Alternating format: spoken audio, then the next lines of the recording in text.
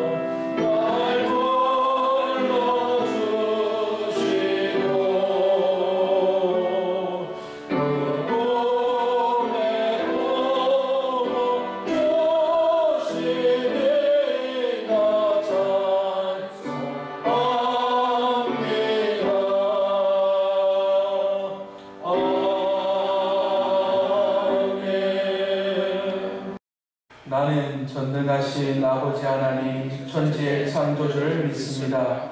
나는 그의 유일하신 아들 우리 주 예수 그리스도를 믿습니다. 그는 성령으로 잉태되어 동정녀 마리아에게서 나시고 본디오 빌라도에게 고난을 받아 십자가에 못 박혀 죽으시고 장사된 지 사흘 만에 죽은 자 가운데서 다시 살아나셨으며 하늘에 오르시어 전능하신 아버지 하나님 우편에 앉아 계시다가 거기로부터 살아있는 자와 죽은 자를 심판하러 오십니다. 나는 성령을 믿으며 거룩한 공교회와 성도의 교제와 죄를 용서받는 것과 몸의 부활과 영생을 믿습니다. 아멘. 다음에 권혁도 장로님 기도하시겠습니다.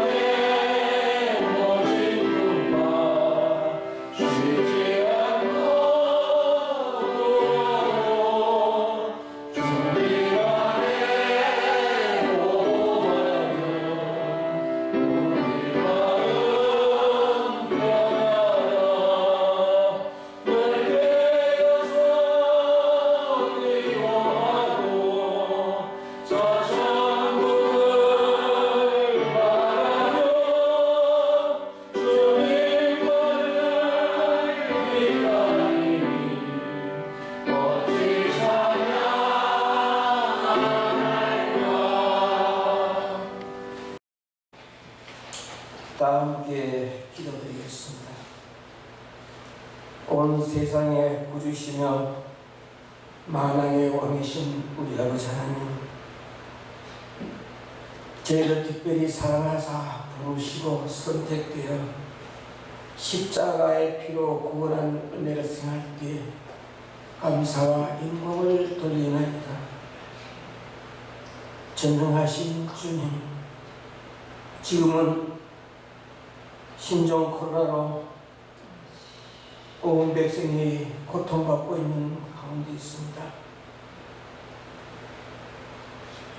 우리의 가슴을 찢는 가장 큰 고통은 예배가 취소되고 성전문이 닫히며 함께 모여 예배 드릴 수 없는 현실을 생각할 때 하나님 너무나 안타까운 이 현실입니다.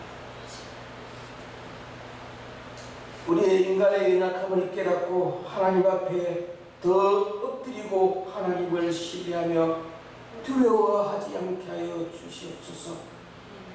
어떠한 전염병이 창궐한다 할지라도 하나님의 성전에 와서 기도하며 성전을 향해 손을 펴고 기도하면 모든 재앙과 전염병에서 막아달라고 간구했던 솔로몬의 기도처럼 우리가 더 하나님을 가까이 하며 기도하게 하여 주시옵소서.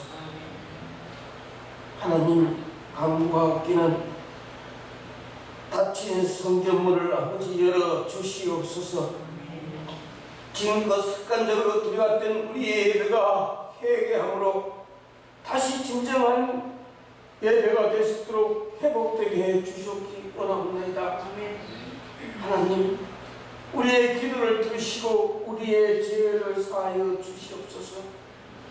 병든 마음, 병든 사회, 병든 이 땅을 다시 고쳐 주시옵소서.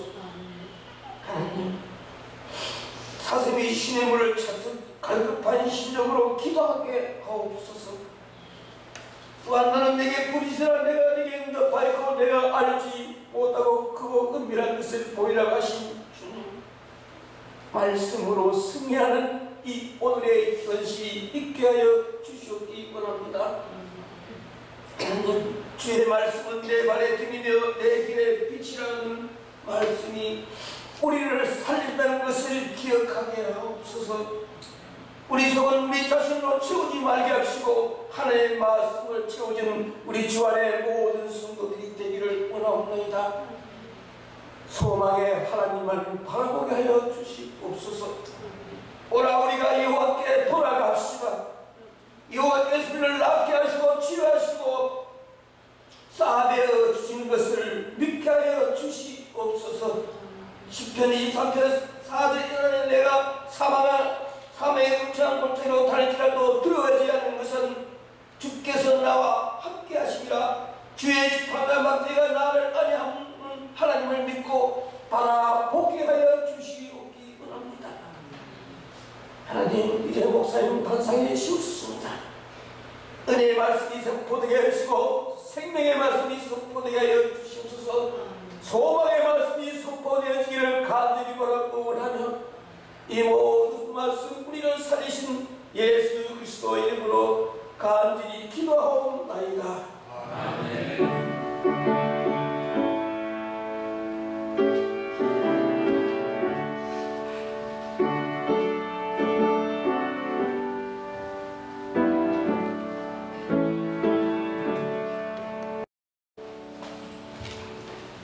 이 시간 하나님께서 주신 말씀은 누가복음 14장 25절에서 35절 말씀입니다. 신약 120페이지입니다. 신약 120페이지 누가복음 14장 25절에서 35절 말씀입니다.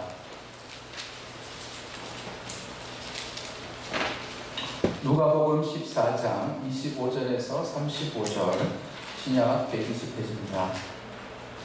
제가 말씀을 봉독하겠습니다. 수많은 무리가 함께 갈새 예수께서 돌이키사 이르시되 무릇 내게 오는 자가 자기 부모와 처자와 형제와 자매와 더욱이 자기 목숨까지 미워하지 아니하면 능히 내 제자가 되지 못하고 누구든지 자기 십자가를 지고 나를 따르지 않는 자도 능히 내 제자가 되지 못하리라. 너희 중에 누가 망대를 세우고자 할진대 자기의 가진 것이 준공하기까지 족할는지 먼저 앉아 그 비용을 계산하지 아니하겠느냐. 그렇게 아니하여 그 기초만 쌓고 능히 이루지 못하면 보는 자가 다 비웃어 이르되 이 사람이 공사를 시작하고 능히 이루지 못하였다 하리라.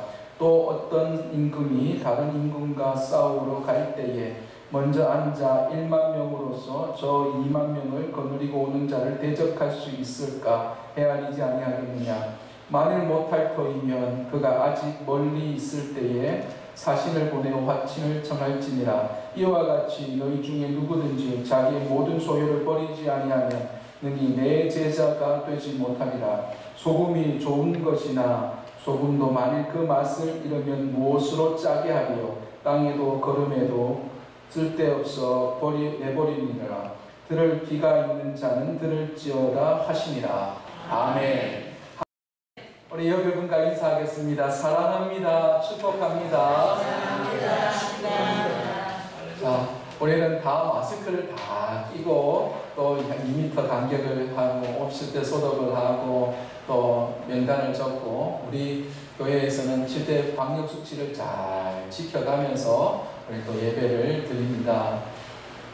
우리 옆에 분 얼굴을 한번 보시면서 멀리 있지만 발짝 웃으시면서 또 오늘 영상으로 또 보고 있는 또 예배를 드리고 계시는 많은 성도들이 서로 가족과 얼굴을 마주 대하면서 내 얼굴이 전도지다. 내 얼굴이 전도지다. 내 얼굴이 전도지다. 내 얼굴이 전도지다. 할렐루야. 여러분 얼굴이 활짝 피시기를 축복합니다. 코로나로 어렵고 힘든 시기를 보내지만 우리는 예수님 안에 있는 사람들입니다. 넉넉하게 이겨낼 줄 믿습니다. 독수리 나에게 올라가듯 새 힘과 새 능력을 주시고 이 어려움 속에서도 얼굴을 활짝 피고 괜찮다. 하나님이 인도하시고 하나님이 도와주시고 반드시 승리하게 하신다. 괜찮다. 하나님 완벽하여 선을 이루신다. 할렐루야. 저 여러분의 삶의 자리에 우리 성령님께서 함께 하시고 성령의 기름을 부어주셔서 우리와 우리의 모든 삶의 자리를 견고하게 지켜주실 줄 믿습니다. 오늘 이 시간도 우리 주님께서 하실 말씀, 우리 주님께서 주신 말씀을 기억하시면서 여러분의 삶의 자리에 하나님의 놀라운 은혜가 있기를 축복합니다. 우리 사회의 반기독교 정서가 도를 넘어서고 있습니다. 코로나로 인해서 교회에 대한 혐오와 노골적인 욕설과 불신과 적대감으로 가득 차 있는 것을 보게 됩니다. 마치 기독교가 무슨 해충이나 되는 것처럼 박멸해야 한다고 이야기하는 것도 들었습니다. 이런저런 많은 부분들이 우리에게 들려오지만 우리는 그것에 현혹될 필요가 없습니다. 이번 일들을 보면서 우리는 악한 세력에 대해서 기독교를 멸하고 기독교를 폄하하는 많은 세력들에 대해서 분별력을 가지고 지혜롭게 대처해야 합니다. 그러나 한편으로는 우리 자신에 대한 성찰과 반성의 기회로 삼아야 합니다. 그 이유는 세상의 비판과 공격이 기독교 자체에 있는 것이 아니라 예수를 믿는 기독교인들에게 그리스도인들에게 그 초점이 맞추어져 있기 때문입니다. 세상에 문제 삼는 것은 기독교 자체가 아니라 예수님을 믿고 있는 기독교인의 삶의 형태를 두고 비판하는 것이기 때문에 기독교인 저와 여러분의 삶의 자리를 한번 돌이켜보고 자기의 성찰을 하며 반성의 기회를 삼으면서 내가 하나님을 믿는 것을 잘 믿고 있는지, 예수님의 이름으로 잘 믿고 있는지, 예수님의 제자로 삶을 살아가고 있는지를 한번 성찰해 보면서 하나님께서 원하시는 마음이 무엇인지를 깨달을 때에 이 모든 어려움이 오히려 기회가 될 줄 믿습니다. 썩은 것은 다 버려버리고 고인 것도 다 버려버리고 새로운 가죽에 새로운 것을 다 담아서 우리는 새롭게 시작하는 것입니다. 할렐루야. 그때 하나님께서 성령의 새로움을 부어주실 줄 믿습니다. 이 시대를 보면서 참 가슴 아픈 것은 목회자들이 목회자다운 모습을 잃어버리고 그리스도인들이 그리스도인 모습을 잃어버렸는지 이런 부분들을 우리가 생각하면서 우리를 다시 스스로를 생각하며 돌아보아야 합니다. 제 자신이 이렇게 고민되고 생각해 볼 때에 이 영적인 싸움이구나. 이거는 그냥 버텨야 될 문제가 아니라 이겨내야 될 문제구나. 기도해야 될 문제구나 하는 생각이 듭니다. 설교자들은 매일같이 자신의 죄의 문제를 두고 고민해야 합니다. 고통스러워해야 합니다. 여러 가지로 이 죄의 문제를 두고 항상 아파해야 됩니다. 그 문제를 해결할 수 없음에 가슴 아파하면서 그 마지막 곁에는 십자가 앞에 나아가 십자가 앞에 무릎을 꿇고 주님 앞에 나아가는 것이 이런 경험이 설교자의 목회자에게 있어야 합니다. 미와 마찬가지고 여러분의 삶의 자리에서도 기회 좋은 말씀에 귀를 기울이기보다는 죄에 대한 철저한 회개와 또한 주님을 향한 그 십자가를 향한 그 발걸음을 옮기면서 내가 주님 앞에 무엇을 잘못했습니까? 우리나라가 어떤 잘못을 했습니까? 예수를 믿는 우리가 어떤 잘못을 했습니까? 하며 회개의 심령으로 주님 앞에 나아갈 때에 이 십자가의 은혜의 회복이 여러분의 삶의 자리에 있을 뿐만 아니라 가정과 사회와 이 나라와 이 민족에게 회복이 있을 줄 믿습니다. 결국은 우리의 잘못입니다. 우리가 다시 한 번 더 회복의 자리로 나아가야 합니다. 우리가 십자가의 자리로 나아가야 합니다. 우리가 십자가를 짓지 않았기에, 우리가 십자가 밑에 있지 않았기에, 우리가 주님 앞에 회개하지 않았기에, 우리가 좀 더 주님 곁에 있지 않았기에 이런 어려움과 이런 아픔이 있게 되었던 것입니다. 여러분, 예수님을 믿어도 이제 우리 제대로 믿읍시다. 할렐루야. 우리가 예수님을 제대로 믿지 못해서 이런 아픔과 어려움이 왔다면 이제 우리 예수님을 제대로 믿읍시다. 예수님 앞에 제대로 나아갑시다. 십자가 앞에 제대로 나아갑시다. 그것만이 살 길입니다. 그것만이 우리가 나아갈 길입니다. 그래서 제자의 삶, 예수님께서 원하시는 그 제자의 삶을 우리는 살아야 합니다. 오늘 본문은 예수님을 제대로 믿고 제자의 길을 가고자 하는 사람들에게 주시는 우리 주님의 소중한 교훈입니다. 우리는 예수님을 믿는 것으로 끝나는 사람들이 아닙니다. 그냥 이력서에 종교로 기독교로 쓰는 사람들이 아닙니다. 예수님을 믿는 사람들이면서 동시에 예수님의 제자가 되어 예수님과 함께 살아가고자 하며 예수님과 함께 목숨을 바친 사람들이 저와 여러분 아니겠습니까? 그런 사람들에게 제자로 삶을 살아가는 저와 여러분에게 오늘 주님께서 주신 말씀입니다. 우선 본문 25절에 보면 이렇게 말씀하시죠. 수많은 무리가 함께 갈새라고 기록하고 있습니다. 수많은 사람들이 예수님을 따라 나섰대요. 왜 예수님을 따라 나섰을까요? 하나는 예수님께서 베푸신 이적 때문입니다. 이적을 본 사람들이 예수님을 따라가면 나의 문제, 나의 여러 가지 어려움의 상황을 해결해 주실 거야 라는 이 기대감 때문에 예수님을 따라갔던 것 같아요. 또 하나는 예수님께서 전하신 놀라운 말씀 때문입니다. 하나님 나라에 대한 그 말씀을 전하시면서 바리새인들이, 종교인들이, 종교 지도자들과 다른 하나님의 말씀을 들으면서 이들의 삶의 자리가 변화되었던 거예요. 그래서 예수님을 따라 나섰던 것입니다. 그런데 본문 25절에 보면 이렇게 말씀합니다. 그 수많은 무리들에게 예수님께서 돌이키사 이르시되라고 말씀합니다.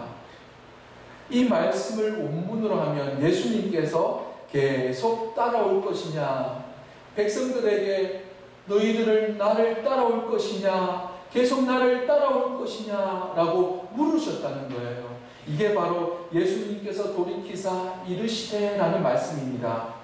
예수님께서는 왜 따르는 사람들에게 왜 계속 따라올 것인가를 물으셨을까요? 굳이 사람들에게 계속 따라올 것이냐 묻지 않아도 될 문제입니다. 예수님이 말씀을 전하시고 이적을 행하셨기 때문에 말씀을 하지 않으셔도 사람들은 예수님을 따라갈 것이기 때문입니다. 그런데 본문을 자세히 보면 그 질문에는 예수님의 의도가 숨겨져 있는 것을 알 수 있습니다. 예수님을 따를 때 두 가지 응답이 필요하다는 점을 발견합니다. 예수님께서 계속 따라올 것인가? 라고 질문하셨을 때는 이 질문은 예수를 믿겠느냐에 대한 응답을 요구하시는 질문이었습니다. 예수를 구주로 영접하고 믿고 따르겠다고 응답하는 것을 의미하고 있습니다. 그것이 1차적인 응답입니다. 오늘 본문에서 예수를 따라 나선 많은 사람들은 일단 1차적인 응답을 했던 사람들입니다. 예수님을 믿고 예수님을 구원자로 믿고 내가 예수님을 따르겠습니다. 예수님과 함께 하겠습니다. 라고 이야기하는 것입니다.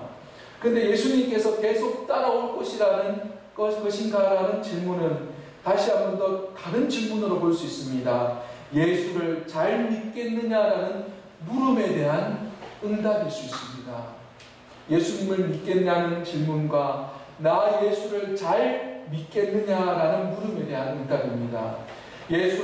예수님을 구주로 믿을 뿐만 아니라 예수님의 제자가 되어 말씀을 배우고 그 말씀대로 살아가겠냐는 그러한 2차적인 응답을 요구하신 것입니다. 우리는 예수님을 믿는 것으로 끝나는 것이 아니라 예수님의 제자가 되어 예수님을 잘 믿을 수 있겠느냐, 예수님의 말씀처럼 살 수 있겠느냐, 행동을 요구하신다는 것입니다. 오늘 본문에서 예수님께서 많은 무리의 사람들에게 이 2차적인 응답을 요구하신다는 거예요. 교회에 많은 사람들이 오고 가고 합니다. 모두가 예수님을 믿겠다고 나선 사람들 아닙니까? 이들은 모두 1차적인 응답을 한 사람들입니다. 예수님을 믿습니까? 네, 예수님을 믿습니다라고 1차적인 응답을 한 사람들입니다. 그렇다면 다시 묻는 것입니다. 그렇다면 예수님의 말씀대로 순종하며 살아갈 것입니까? 예수님께서 원하시는 삶을 살아갈 것입니까? 예수님의 제자로 삶을 살아갈 것입니까? 라는 질문을 한다는 것입니다. 이 2차적인 질문에서는 많은 사람들이 머뭇거릴 수밖에 없습니다. 즉 예수를 단순히 믿는 데에서 제자의 삶으로 제자의 길로 가겠냐는 이 말씀에 우리는 머뭇거리게 되고 발을 뺀다는 거예요. 이것이 오늘 우리가 세상을 살아갈 때에 고민해야 할 그리스도인들의 모습입니다. 예수님을 믿는데, 예수님을 알고 있는데 예수님을 제대로 알고 있느냐, 예수님을 따라 삶을 살아가고 있느냐에 대한 문제는 다른 문제인 것 같아요. 예수님을 믿는 데는 쉽게 믿음으로 고백하고 입술로는 네 믿습니다라고 얘기하는데 예수님 따라 삶을 살기를 원하십니까? 예수의 제자가 되기를 원하십니까? 라는 질문에서는 멈칫거린다는 거예요. 그러면 예수님의 제자가 되기 위해서는 무엇을 어떻게 해야 하겠습니까? 구체적으로 예수님께서 요구하시는 제자의 길을 가기 위한 2차적인 응답은 무엇이겠습니까? 오늘 본문을 통해서 말씀합니다. 그 첫 번째로는 가족과 자신을 미워하는 것이래요. 이 말씀을 보면 이해가 되지 않습니다. 본문 26절에 말씀합니다. 무릇 내게 오는 자가 자기 부모와 처자와 형제와 자매와 더욱이 자기 목숨까지 미워하지 아니하면 능히 내 제자가 되지 못하고 라고 말씀하십니다. 예수님께서는 자신의 가족과 자기 목숨까지도 미워하지 아니하면 내 제자가 될 수 없다 라고 강력하게 우리 주님께서 말씀합니다. 글자 그대로 보면 예수님의 제자가 되려면 가족을 미워해야 합니다. 또한 자기 목숨까지도 미워해야 합니다. 그래야 예수님의 제자가 될 수 있다는 거예요. 정말 예수님의 제자가 되려면 가족들과 자신을 미워해야 하겠습니까? 오늘 본문의 말씀을 제대로 이해하려면 미워하지라는 이 말의 원어를 찾아보아야 합니다. 이 원어 미워하지라는 이 원문, 이 헬라어로는 미세이라고 번역하고 있습니다. 이 말은 적극적으로 표현할 때는 미워하다라는 표현인데 이것을 소극적으로 표현하면 덜 사랑하다라는 것으로 표현되고 있습니다. 즉 그러니까 오늘 이 미워하다는 표현은 가족들을 미워하고 자기를 미워한다는 이 적극적인 표현보다는 소극적인 표현에 더 가깝습니다. 가족을 예수님보다 덜 사랑하고 자기를 덜 사랑할 수 있느냐라는 질문입니다. 다시 말해서 우선순위가 예수님보다 앞서는가? 예수님보다 가족이나 자신이 앞서면 안 된다는 말씀을 우리 주님께서 하고 계신다는 거예요. 나 자신을 사랑하는 자기 애조차도 자기 목숨보다도 예수님보다 앞서지 말라라는 뜻을 가지고 있는 것입니다. 그래서 이 말씀을 본문 마가복음 10장 37절에는 이렇게 말씀하십니다. 아버지나 어머니를 나보다 더 사랑하는 자는 내게 합당하지 아니하고 아들이나 딸을 나보다 더 사랑하는 자도 내게 합당하지 아니하다. 이렇게 우리 주님께서 말씀하십니다. 그렇습니다. 예수님의 제자가 되려고 하면 예수님을 사랑의 대상에서 1순위로 삼아야 한다는 거예요. 그 어떤 것보다 1순위를 예수 그리스도로 삼을 때에 참된 예수님의 제자가 될 수 있다고 말씀하십니다. 우리가 예수를 정말 잘 믿으려면 예수님을 가족이나 나 자신 그리고 그 무엇보다도 더 사랑할 수 있어야 되는 것입니다. 이것이 우리가 신앙생활하기에 가장 걸림돌이 되지 않습니까? 요한복음 21장에 보면 부활하신 주님께서 제자 베드로와 대화하는 모습을 보게 됩니다. 예수님께서 베드로에게 이렇게 물으셨습니다. 요한의 아들아, 네가 이 사람들보다 나를 더 사랑하느냐? 네가 이 많은 사람들보다 나를 더 사랑하느냐? 라고 3번이나 질문하셨습니다. 그때 주님 저를 사랑합니다. 주님 사랑합니다. 주님 아시지 않습니까? 주님 사랑합니다. 이렇게 얘기합니다. 예수님께서 처음으로 베드로에게 네가 나를 사랑하느냐 하며 그 사랑을 요구하셨던 거예요. 사실 예수님께서는 지금까지 베드로를 일방적으로 사랑하셨습니다. 보십시오. 예수님께서는 갈릴리 바닷가에서 이 제자 베드로를 부르셨어요. 그리고 만나주셨어요. 이 부족한 베드로를 제자로 삼아주셨고 십자가상에서도 다 떠나가겠지만 나는 주님을 배반하지 않겠습니다. 베드로가 이렇게 얘기했음에도 이 제자가 배반하고 떠나가는 그 자리에서도 우리 예수님께서는 이 베드로를 용서하고 붙들어 주셨다는 거예요. 예수님께서는 이 베드로를 한없이 무한적으로 사랑해 주셨는데 이제 요한복음 21장에 보니 이제 내가 너를 사랑했는데 이제 너는 나를 사랑하느냐? 이 사랑의 요구를 하셨다는 거예요. 여러분, 이제 주님께서 여러분에게 물으십니다. 네가 나를 사랑하느냐? 네가 다른 사람들보다 나를 사랑하느냐? 이렇게 질문하셨을 때에 여러분 뭐라 대답하시겠습니까? 베드로는 어떻게 대답해야 될지 무척 당황스러워했습니다. 그러면서 나름대로 최선을 다해 자신의 사랑 고백을 하게 됩니다. 그랬더니 그 고백이 그를 변화시키게 되었고 그 고백이 그의 삶의 자리에 힘이 되면서 그의 삶의 자리가 주님을 향한 삶으로 완전히 바뀌게 되었습니다. 그랬으니 어떻게 되었습니까? 예수님을 믿어서 예수님이 함께 하심으로 예수님의 용서하심을 받고 예수님을 그렇게 1순위로 사랑했기에 그 복음의 현장에서 예수님 때문에 죽음으로 대신했던 순교했던 베드로의 모습을 우리는 보게 됩니다. 사랑하는 성도 여러분, 머뭇거리지 말기를 원합니다. 주님께서 네가 나를 사랑하느냐? 네가 1순위로 나를 사랑할 수 있느냐? 다른 그 무엇보다도 나를 사랑할 수 있느냐? 라고 질문을 하실 때 예수님 제가 주님을 사랑합니다 라고 고백할 수 있는 여러분이 되시기를 축복합니다. 지금까지 그렇게 하지 못했다면 괜찮습니다. 예수님을 지금부터 사랑하십시오. 지금부터 이 세상 그 누구보다도 그 무엇보다도 예수님을 사랑하시기를 축복합니다. 세상의 것을 사랑하지 마십시오. 세상의 것을 밀어두지 마십시오. 세상에 욕심 두지 마십시오. 예수님을 사랑하면 그 모든 것을 주님께서 주신다 하셨습니다. 주님을 사랑하는 그 무엇보다도 그 예수님을 사랑하는 그 1순위를 빼앗기지 않는 저와 여러분이 되시기를 간절히 축복합니다. 예수님께서 요구하시는 제자의 길을 가기 위해서 2차적인 응답은 두 번째로 자기 십자가를 지는 것이래요. 본문 27절에 이렇게 말씀하십니다. 누구든지 자기 십자가를 지고 나를 따르지 않는 자도 능히 내 제자가 되지 못하리라 라고 말씀합니다. 예수님을 계속 따르려면 예수님처럼 십자가를 질 각오를 해야 한다고 말씀하고 있습니다.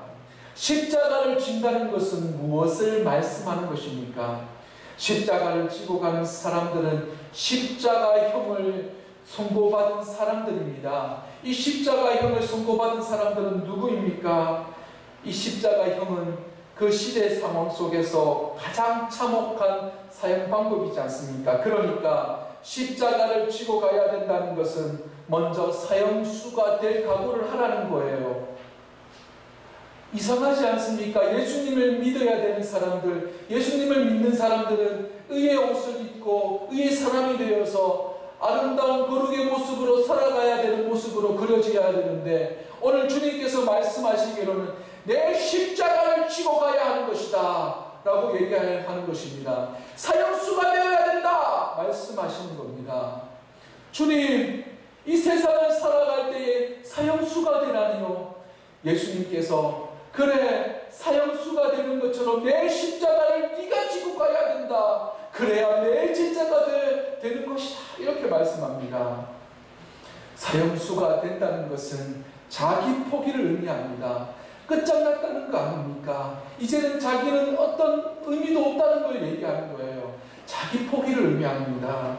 세상 앞에 부끄러운 일을 겪을 수도 있습니다. 십자가를 지면서 때로는 세상이 나를 무너뜨리려고 할 수도 있습니다. 세상이 나를 함부로 할 때가 있고 손가락질 할 때도 있는 것입니다. 지금 이 시대를 볼 때에 어쩌면 우리가 십자가를 지고 가야 하는 그러한 시대를 살아가고 있는 시대적으로 감당해야 될 그런 우리의 모습일 수 있습니다.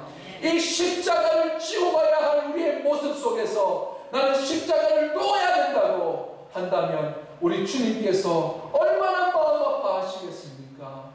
네가 내 제자가 되려고 한다면 내 십자가를 지고 가야 한다. 이 말씀을 기억하십시오. 아무리 세상이 우리를 향해서 욕을 하고 이 세상이 아무리 우리를 향해서 손가락질한다 할지라도 여러분은 그리스도인들입니다. 예수를 믿는 사람들입니다. 제자의 삶을 살아가는 사람들입니다. 그러기에 십자가 사형수가 되어서 십자가를 부둥켜 안고 십자가를 지고 가야 되는 사람들이 저와 여러분이 아니겠습니까? 세상이 나의 자존심을 무너뜨리고 내가 살아가야 할 그리스도인의 모습으로 살아갈 때에 네가 그리스도인이 맞냐 하며 부끄럽게 한다 할지라도 그래, 내가 예수님 믿는 사람이야. 그래, 내가 예수님을 알고 있는 사람들이야. 예수님께서 십자가상에 달려 돌아가실 때 너 예수님의 제자가 아니느냐, 네가 예수님 믿는 사람이 아니느냐. 제자들도 나 예수님 몰라, 나 예수님 몰라 할 때에 예수님께서 그들을 다 용서하셨습니다. 그러나 이 시대에 너 예수님 맞는 사람들 맞냐? 그래, 너 예수님 맞는 사람들이 맞냐? 예수님을 쫓는 사람들이었잖아 라고 대답할 때에 그 앞에 서서 그래, 맞다, 내가 예수님 믿는 사람 맞다. 세상 앞에서 우리가 미안한 마음은 있지만 그럼에도 불구하고 우리의 정체성은 예수님 믿는 사람이야. 십자가 짊어지고 가는 사람들이야. 나는 예수님 제자야.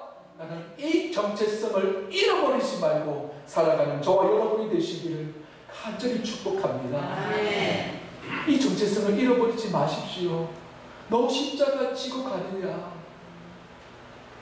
여러분 십자가 안 지고 가면 얼마나 편하겠어요.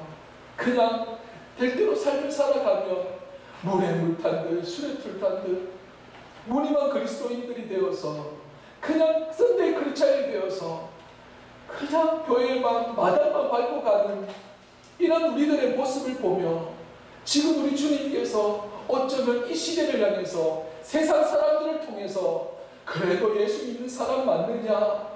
너 세상의 삶을 살아가는 사람이 맞느냐? 어쩌면 세상 사람들이 우리를 향해서 하나님의 음성을 들려줄 수 있는 겁니다. 그 음성에 주님, 이제 제가 잘못 살았습니다. 제자의 삶을 살겠습니다 하며 주님 앞에 돌아올 수 있는 저 여러분이 되시기를 축복합니다. 이런 고백 앞에 머뭇거릴 수 있습니다. 제자가 되기에 머뭇거릴 수 있다는 거예요. 예수님은 십자가를 지는 여러분들을 향해서 다 포기할 수 있니? 다 포기할 수 있니? 이렇게 물으신 거예요. 십자가, 내가 진 십자가 질 수 있니? 이 고백에, 이 물음에 우리는 머뭇거리며 제일 많이 갈등하는 부분 아니겠습니까? 여러분, 십자가를 지고 가는 사람들은 말 그대로 십자가를 지는 사람들입니다. 편하게 살아가는 사람들 아니에요. 이 세상 더 그렇지 않습니까? 십자가를 지고 가십시오. 힘들더라도 십자가 지고 가십시오. 세상의 짐도 지면서 십자가를 지고 갈 때에 주님 너무 힘들어요. 세상의 짐이 너무 힘들고 십자가를 지라 하니 너무 힘들어요. 세상을 통해서 그 감당할 수 있는 무게가 너무 커요 라고 이야기할 수 있습니다. 그러나 우리 주님께서 그래 내 안다 하시며 여러분의 손 잡아 주실 줄 믿습니다. 십자가를 지고 가는 것은 현장까지 자기의 달린 십자가를 끝까지 지고 가는 것을 의미하지 않습니까? 희생과 수고를 의미합니다. 한마디로 헌신한다는 얘기예요. 십자가를 지고 간다는 그것은 끝까지 내가 사형수가 되어서 그 십자가의 현장 속에 간다는 걸 얘기해요. 헌신한다는 얘기입니다. 이 순종하는 마음으로 나아갈 때에 이 십자가를 진다는 건 굉장히 지속하기가 힘듭니다. 그래서 십자가를 지고 가라 하면서 예수님께서는 두 가지 비유를 들고 계셔요. 하나는 망대의 이야기입니다. 오늘 본문에서 두 가지 비유를 듭니다. 망대의 비유입니다. 당시 헤롯 일가가 건축 사업을 진행했는데 자신의 세력을 과시하기 위해서 이곳저곳에 계획하고 진행했지만 대부분 공사가 마무리가 되지 못했던 거예요. 결과적으로 백성들에게 비난을 받게 되었던 것입니다. 그것을 하나 예수님께서 비유로 말씀하셨던 겁니다. 그리고 두 번째 비유는 전쟁에 대한 비유를 하고 계시는데 당시 세례 요한이 죽었던 것을 기억합니다. 그 죽였던 것을 명령했던 것이 바로 헤롯이지 않습니까? 이 헤롯은 헤로디아의 딸이 춤을 추면서 너무 좋아서 감정적으로 흥분해서 네가 원하는 걸 다 줄게 했는데 이 헤로디아 딸이 뭐라고 얘기합니까? 세례 요한의 목을 주십시오 라고 얘기합니다. 그러자 세례 요한을 쳐서 죽이게 됩니다. 성경에서는 이 헤롯이라는 하는 사람들은 실제로 헤롯 안디바입니다. 이 헤롯 안디바에게는 빌립이라는 동생이 있었는데 이 빌립의 동생의 아내가 이 헤로디아였습니다. 그러니 이 헤롯 안디바가 이 헤로디아, 그러니까 동생의 아내를 탐했던 거예요. 그래서 아내를 삼고자 하기 위해서 이 헤롯은 자신의 첫 번째 아내랑 이혼을 하고 이 두 번째 이 아내 헤로디아를 취하게 됩니다. 동생의 아내를 취하게 됩니다. 얼마나 이것이 하나님 보시기에 악한 행동입니까? 그것을 두고 세례 요한이 지적을 하니까 눈에 가시가 되었던 겁니다. 그래서 처단을 당했던 거예요. 그런데 첫 번째 아내, 그러니까 헤롯 안디바의 첫 번째 부인의 아버지가 아다비아 왕이었습니다. 당시에 이스라엘과 이 아라비아 왕과 전쟁을 했는데 그 전쟁에서 아라비아 왕이 이기게 되었던 겁니다. 전쟁에서 이 헤롯이 지게 되었던 겁니다. 결국은 치밀한 계획을 세우지 못해서 전쟁에 지게 되었던 겁니다. 그래서 이 두 가지 비유를 주님께서 말씀하시면서 이 십자가에 대한 이야기를 하셨던 겁니다. 왜 이야기를 하셨는가? 십자가를 지는 것이 이런 것이다 라고 말씀하시는 거예요. 즉 망대를 세울 때는 비용을 생각하지 않고 진행하여서 중도에 그만둘 수 있다는 것과 상대방의 병력을 제대로 알지 못하고 준비와 계획 없이 나아갈 때는 힘든 상황이 올 수 있음을 주님께서 말씀하셨던 겁니다. 즉 예수님을 따르는데 마땅히 져야 할 십자가를 미리 생각하지 않고 예수를 따르게 되면 그만둘 수밖에 없는 상황이 올 수 있다는 거예요. 그만큼 이 십자가가 부담이 되고 이 십자가가 어려움을 겪을 수 있으니 잘 생각하고 잘 준비하고 잘 대비해서 끝까지 이 십자가를 지고 가라라고 말씀하신 겁니다. 세상에서 감당해야 할 짐도 무겁고 힘든데 십자가를 지라고 하시니 주님 너무 힘들게만 느껴집니다. 너무 벅차게만 느껴집니다. 이렇게 느껴집니다. 이 벅찬 이 힘든 세상의 짐과 십자가의 짐을 지고 가는 여러분에게 예수님께서 말씀하십니다. 그냥 지고 가라 말씀하지 않으셨어요. 마태복음 11장 28절에서 30절 수고하고 무거운 짐진 자들아 다 내게로 오라. 내가 너희를 쉬게 하리라.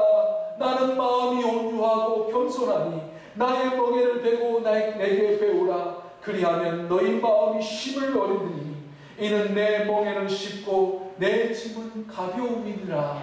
아멘. 그냥 십자가 지라 하는 것이 아니셨어요. 세상에 짐 지고 가며 십자가 지고 갈 때에 그냥 지라고 하신 거 아니었던 거예요.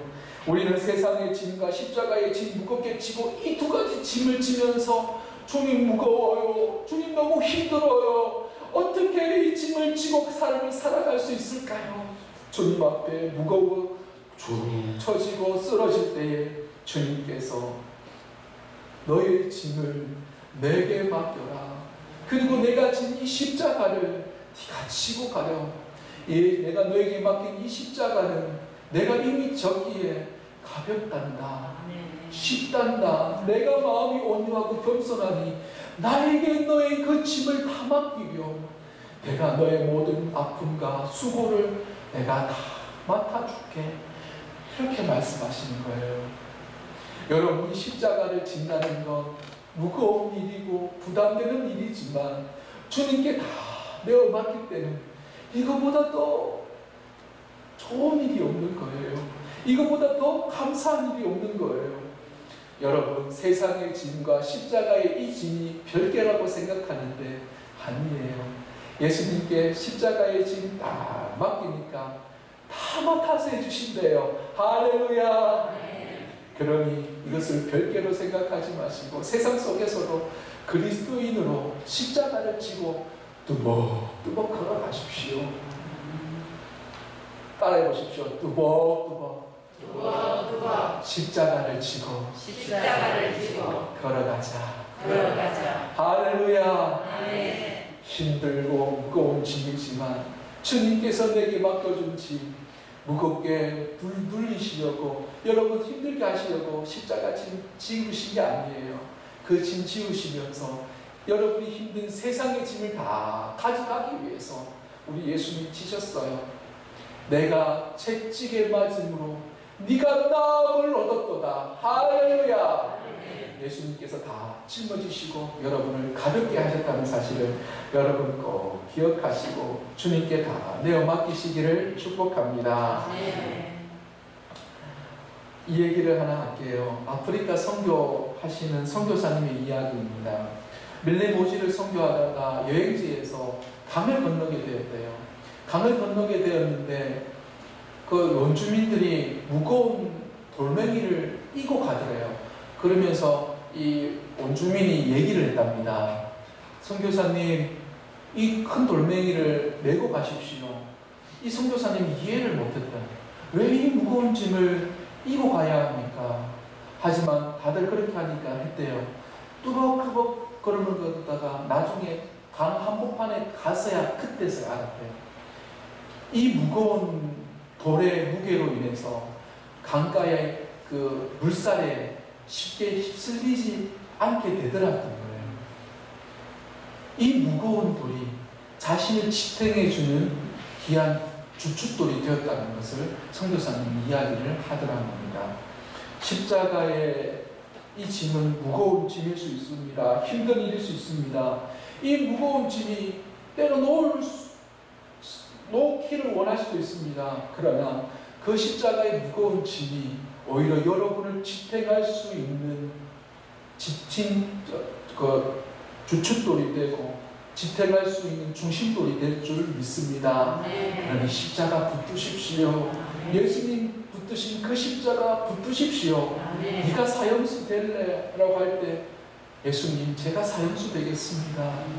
제가 죽으라고 하면 죽음의 길을 걸어가겠습니다 하는 그 고백이 바로 제자의 모습인 줄 믿습니다.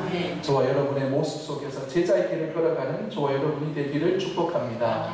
마지막으로 예수님께서 요구하시는 제자의 길을 가기 위한 2차적인 응답은 모든 소유를 버리라는 겁니다.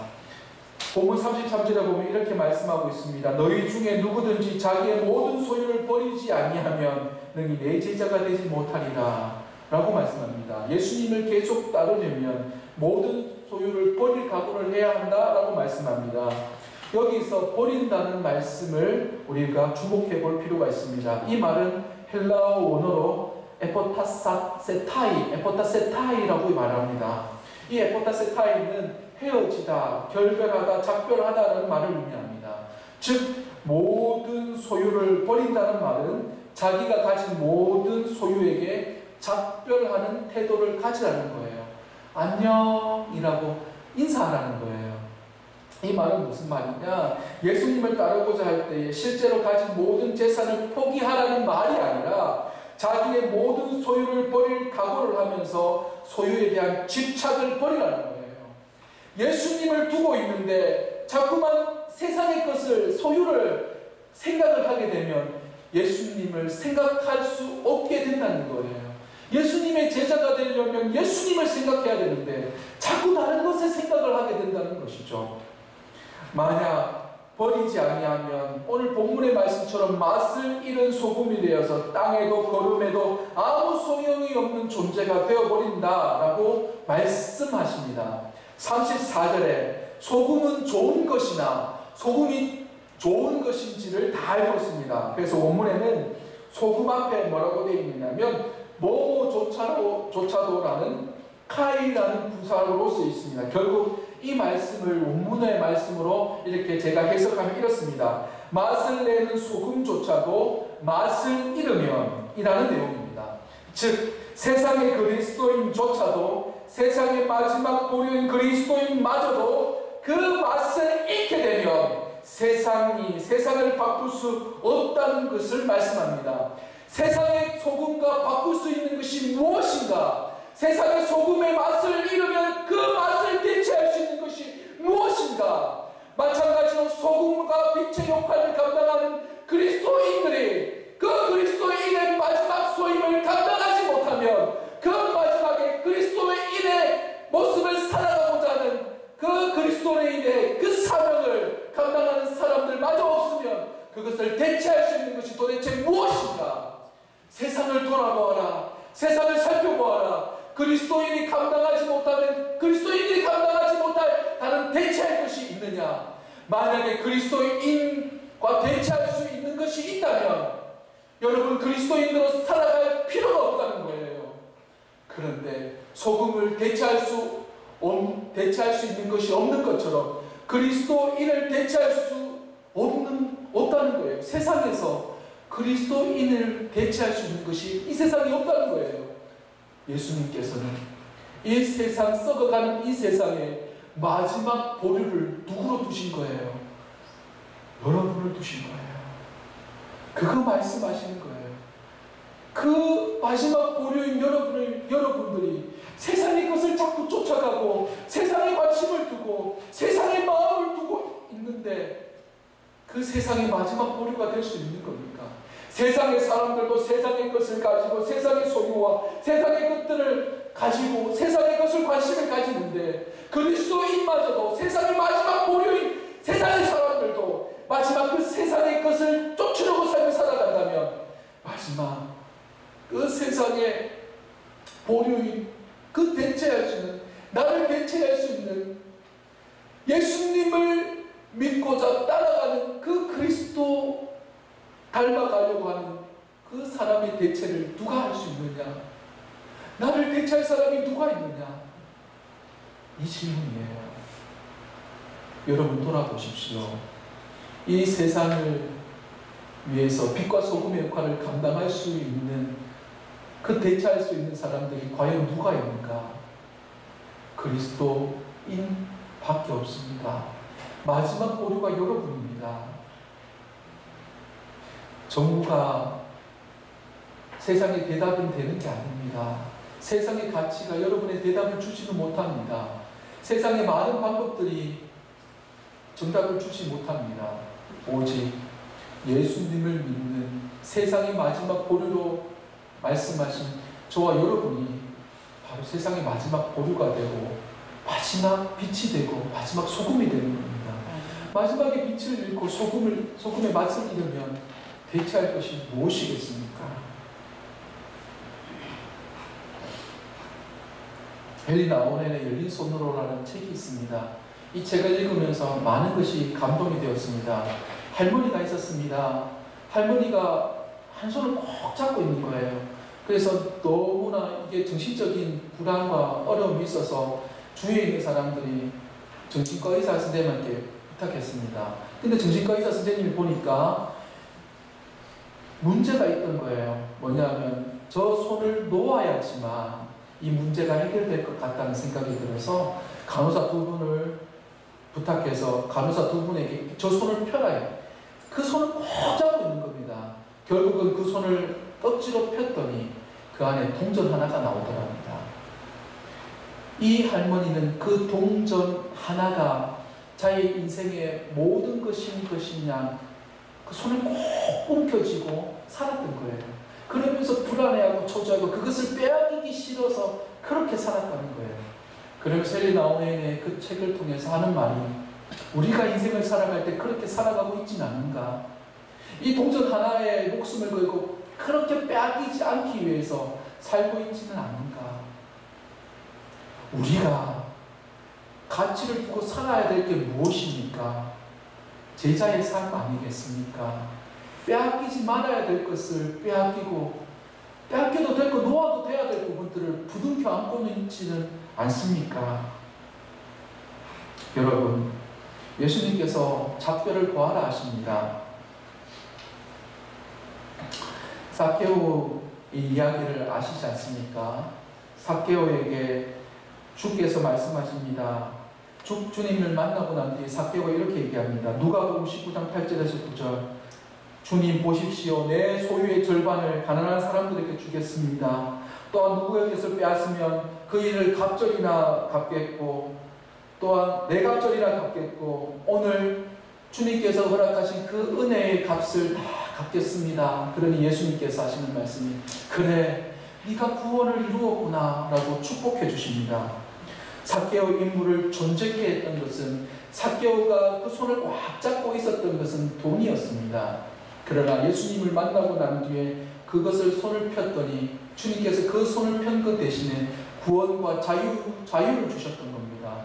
여러분 우리의 마음으로 이런 것들을 작별해야 합니다. 언제든지 떠날 준비를 해야 하고 언제든지 보낼 준비를 해야 되고 언제든지 놓을 준비를 해야 합니다. 그럴 때 자유롭게 이것을 대할 수 있습니다. 사랑하는 성도 여러분, 그것이 예수를 믿는 사람들의 특권이고 예수님을 믿는 그리스도인의 모습입니다. 이 시대를 살아가면서 저와 여러분에게 주신 하나님의 말씀입니다. 정리하겠습니다. 사랑하는 여러분, 이 시대를 살아가는 저와 여러분에게 오늘 주님께서 요구하는 것이 무엇입니까? 우리는 예수님을 믿는 데에서 안주하면 안 됩니다. 예수님의 제자가 되어야 합니다. 예수님의 제자가 되기 위해서는 가족과 자신을 미워할 수 있어야 합니다. 무엇보다도 주님을 깊이 사랑하라는 얘기입니다. 1순위로 주님을 만나야 된다는 이야기입니다. 또한 십자가를 질 수 있어야 됩니다. 끝까지 십자가를 지고 희생과 헌신과 순종이 있어야 됩니다. 언제든지 순교의 현장으로 나아가며 사형수가 될 수 있는 용기가 있어야 된다는 것을 의미합니다. 그리고 모든 소유를 버릴 수 있어야 합니다. 이것은 세상의 마지막 보류가 바로 그리스도인들이기 때문에 마지막 나의 꼭 짊어지고 있는 것을 놓아버리고 그 안에 예수님께서 나의 주인이심을 고백하며 그 주인을 모시고 살아가라는 의미입니다. 사랑하는 성도 여러분, 이제 무늬만 그리스도인이 아니라 정말 제자의 삶을 살아보시지 않겠습니까? 그래서 이 시대를 살아갈 때에 빛의 역할, 소금의 역할을 감당해내는 저 여러분이 되시기를 간절히 축복합니다. 기도하겠습니다. 하나님, 오늘 진정한 제자의 길을 갈 수 있는 그런 방법과 말씀을 전해주셔서 감사합니다. 우리의 말씀에 순종해서 아버지 하나님 앞에 나아가고자 하오니 하나님, 주님의 말씀 따라서 이 세상 속에서 승리하는 주님의 제자들이 다 될 수 있게 하여 주시옵소서. 우리 성도들의 삶의 자리를 견고하게 붙들어 주시고 악한 것들의 밥이 되지 않게 하여 주시고 주님의 제자로서 넉넉하게 이겨낼 수 있도록 축복하여 주옵소서. 예수님의 이름으로 기도드립니다. 아멘. 찬송가 458장 부르시면서 준비하신 헌금을 주님 앞에 드리겠습니다.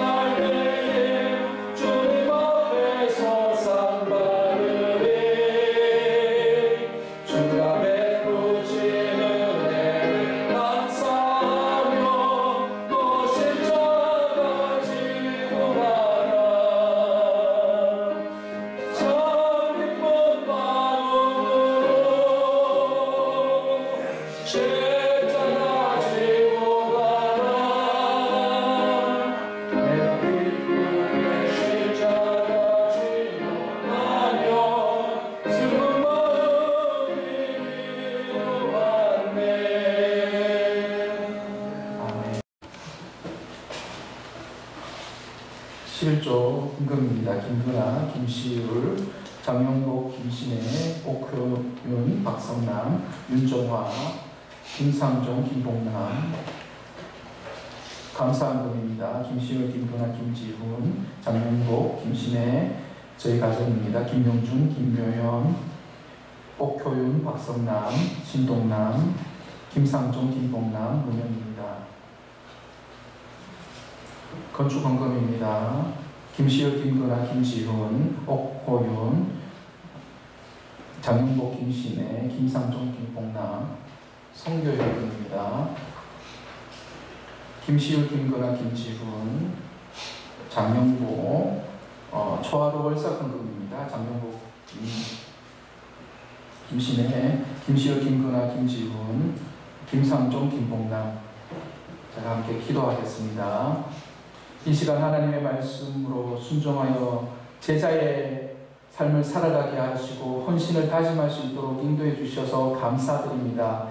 이 어려운 시기에 우리가 살아갑니다. 성령님께서 교우들의 삶의 자리를 도우시고 인도하시고 위로하시고 힘주시고 은혜를 더하여 주십시오. 그래서 세상의 모진 풍파가 몰아친다 할지라도 제자의 삶을 포기하지 않게 하시고 주님과 함께 넉넉하게 이겨내게 하여 주시옵소서. 이 시간 각자의 예배 초소에서 예물을 주님께 드립니다. 드리는 손길 주님 정성껏 믿음을 보시고 받아주시고 이들의 헌금으로 쓰여지는 일에 하나님의 거룩한 뜻이 이루어지게 하여 주시옵소서. 사랑하는 하나님의 백성들을 긍휼히 여기시사 물질의 축복을 더하여 주시고 물질이 부족하여 눈물 흘릴 일 없도록 주님께서 인도하여 주시옵소서. 11조를 주님께 드립니다. 이 11조 하나님의 것임을 고백하며 드리오니 기뻐 흥량해 주시고 이들의 하나님의 것임을 고백했사오니 이들의 삶의 주인이 되어 주시고 풍성한 은혜를 누리게 하여 주시옵소서. 하나님 감사헌금을 주님께 드립니다. 주님의 은혜를 기억하며 감사의 제목을 들고 왔사오니 이 감사의 제목들마다 응답하여 주시고 신령한 주님의 은혜가 가득 넘치게 하여 주시옵소서. 감사가 차고 넘치게 하여 주시옵소서. 은혜가 차고 넘치게 하여 주시옵소서. 날마다 부르짖을 때마다 은혜의 잔으로 응답하여 주시고 응답의 잔으로 응답하여 주시옵소서. 건축헌금과 성교헌금과 초하루 월삭헌금을 주님께 드리오니 이 예물을 주님께 받으시고 흠량하여 주시옵소서. 시간과 봉사로 주님께 땀방울로 주님께 드리는 봉사자들이 있고 복음을 전하는 받은 은혜를 생각하며 아버지 주님께 드리진 모든 예물들도 있습니다. 또한 어린 자녀들이 드린 예물도 있습니다. 이들의 모든 자리에 주님께서 축복하여 주셔서 이들의 모든 삶의 자리에 분깃이 주님의 분깃이 되어서 날마다 주 안에서 승리하는 믿음의 삶이 되게 하여 주시옵소서. 주님께 드려진 모든 예물 가운데 예수님의 보혈의 피로 쫓아주셔서 놀라운 은혜와 기적들이 나타나게 하여 주시옵소서. 나사렛 예수의 이름으로 명하노니 아까워 더러운 병마야 떠나갈지어다. 나사렛 예수의 이름으로 명하노니 악하고 더러운 귀신들아 떠나갈지어다. 저주받은 귀신아 떠나갈지어다. 나사렛 예수의 이름으로 명하노니 강건할지어다. 행복할지어다. 잘될지어다. 감사할지어다. 찬양할지어다. 놀라운 주의 역사가 믿음 안에 선포되어지게 하여 주시고 놀라운 역사가 나타나게 하여 주옵소서. 예수님의 이름으로 기도드립니다. 아멘. 네, 교회 소식을 전하겠습니다. 코로나19 수도권 지역은 이미 2.5단계 발령을 받아서 다음 주까지 계속 이어진다고 합니다. 그러나 대부분 지역은 공문을 받기로는 9일 수요일까지 집합금지 명령을 내린 가운데 있습니다. 그래서 정부에 협조하고 지역사회에 또한 어려움을 함께 나누고자 하는 또 마음이 있기 때문에 우리 교회는 또한 예배를 다음같이 드리고자 합니다. 13일 다음 주부터는 11시에 대면 예배로 드립니다. 예배 예배를 드리면서 지금 실시간 영상 예배로 지금 준비하는 가운데 있습니다. 그래서 13일부터는 11시 대면 예배와 동시에 영상으로 예배를 드리니 참조해 주시기 바랍니다. 수요 예배는 16일 수요일부터 예배를 드리게 됩니다. 새벽 예배는 10일 목요일부터 새벽 예배를 드립니다.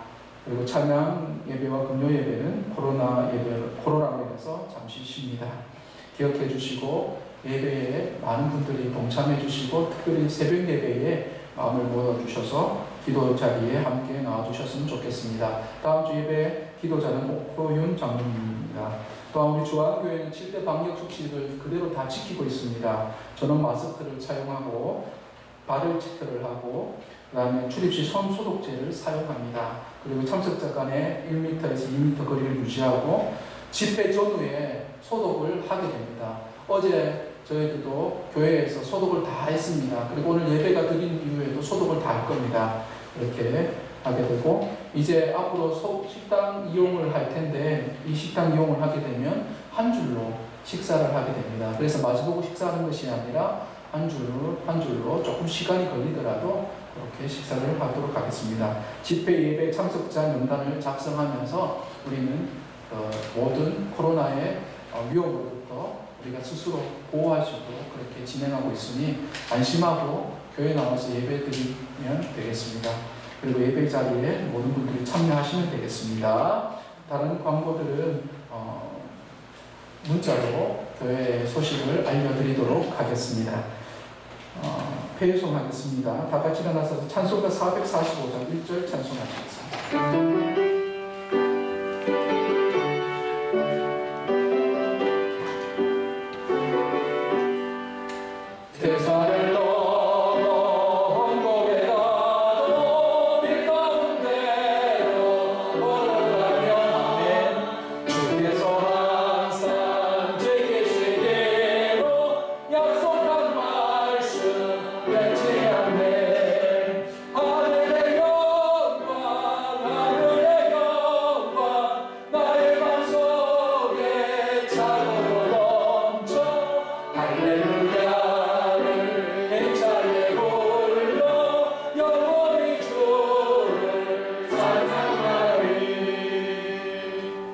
지금 우리 주 예수 그리스도의 은혜와 하나님의 사랑과 성령님의 감화 감동 역사 충만 위로하심이 오늘 주의 말씀을 듣고 주의 제자로 삶을 살아가고자 하는 사랑하는 주의 백성들 위해 이들의 삶의 모든 자리 위에 영원토록 함께하여 주시기를 간절히 축원하옵나이다. 아멘.